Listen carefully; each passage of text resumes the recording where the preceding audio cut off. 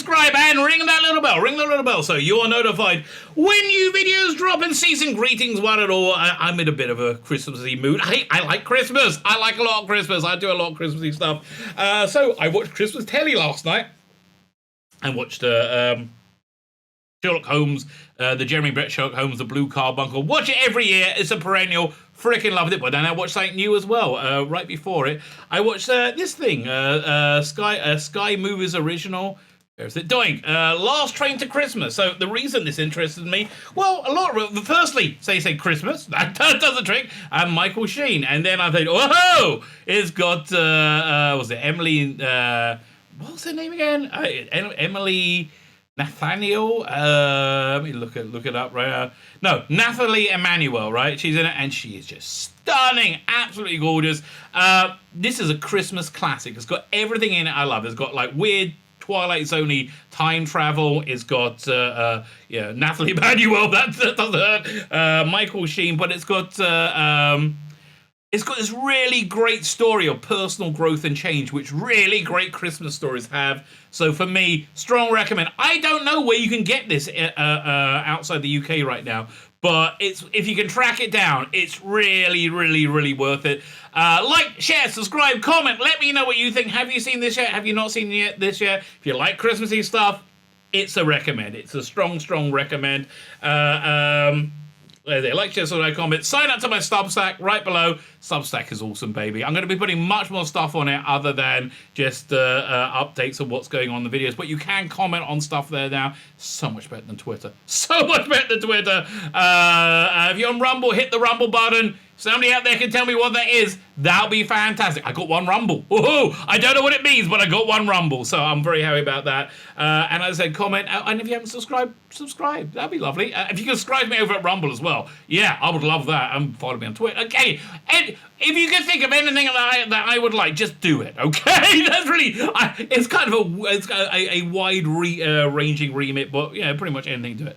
Fine. What is this movie about? This movie is really clever. It starts off with Michael Sheen in 1980 on a train in 1985. And when we first meet him, he's not the person we meet at the end because he goes through quite an interesting thing. He's obviously in his 40s, maybe even 50s, and he's engaged to this stunning femme fatale, Nathalie Emmanuel. So as it goes on, you find out that he's a bit of a minor celebrity who believes he's a massive celebrity and a massive talent, right? He's big into club promotion, and really the core of all of this revolves around his relationship with his brother.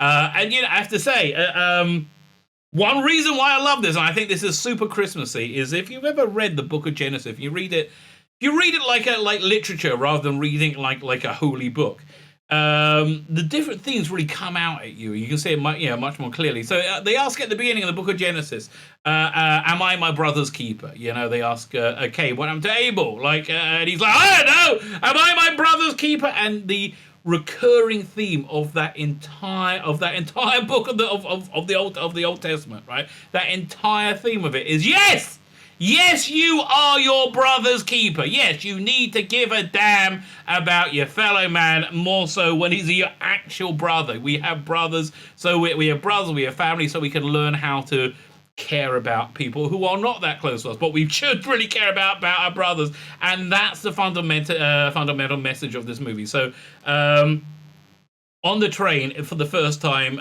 he's meeting his brother and sister-in-law, who he used to work with in a club.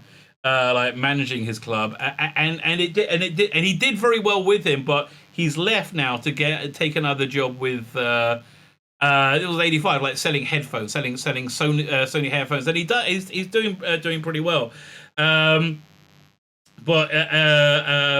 he knows that, but he knows Tony, the Michael Sheen's character, knows he can't really succeed with it without his brother. His brother is the one with all the good ideas. So then something else I love about this movie, it comes out that the reason for animosity, there between them, isn't what's on the surface. You've got to dig down, and you've got to go deeper and deeper and deeper. So anyway, he has this great plan of opening up another six clubs, and his brother's like, it's not going to work, mate. It's not going to work.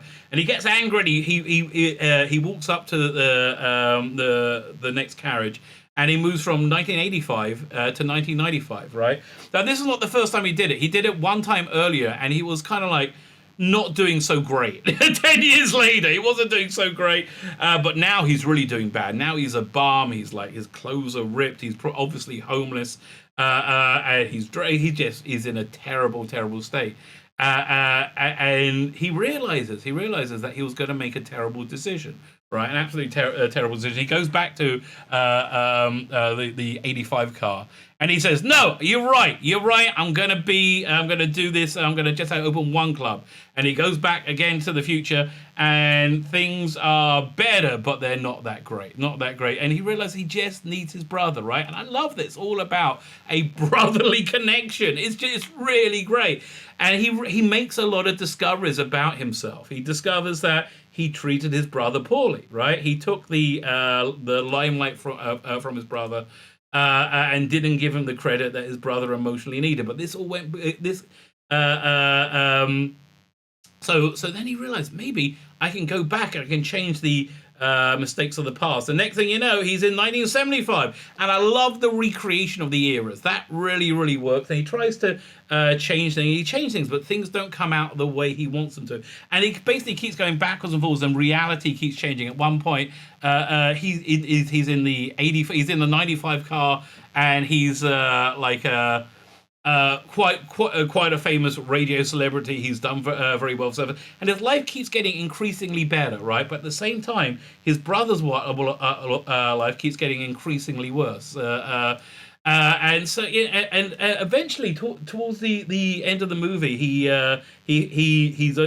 makes it to 85, and he meets his lady love, Nathalie Emmanuel again.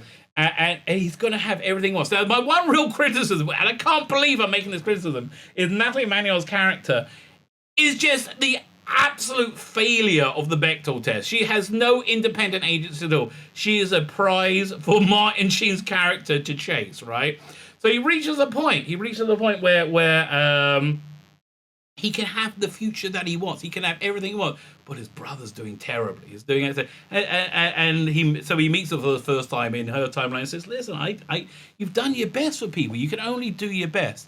And he's like, "Yeah, I guess you're right. And then he says no, and he goes all the way down to the end of the character. He goes back to early childhood, right? Goes back to he knew something happened where you find out. I don't want to spoil it. There's a revelation that happens in when he goes to 1955 with the brother, and that majorly changes things. But then he goes back to 1945 and goes back to the actual root of the problem that has festered their entire life, right? Their entire life, and he sacrifices. Again, a life of happiness with the most beautiful woman in the world, with complete professional success, everything he wanted. He sacrifices everything for his brother, right? And then he gets back on the train, and he's on the last carriage, and he's old. It's 2025 now, right?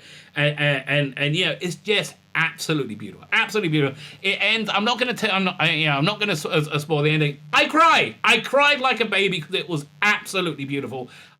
Big recommend. Go check it out right now. Wonderful film, wonderful cast, wonderful script, wonderful direction. Everything about this works, and I am proud and happy to recommend it to you. My name is Tzvi Lebetkin, the Rabbi from another planet. Please like, share, and subscribe, and ring the little bell, so you are notified when new videos drop.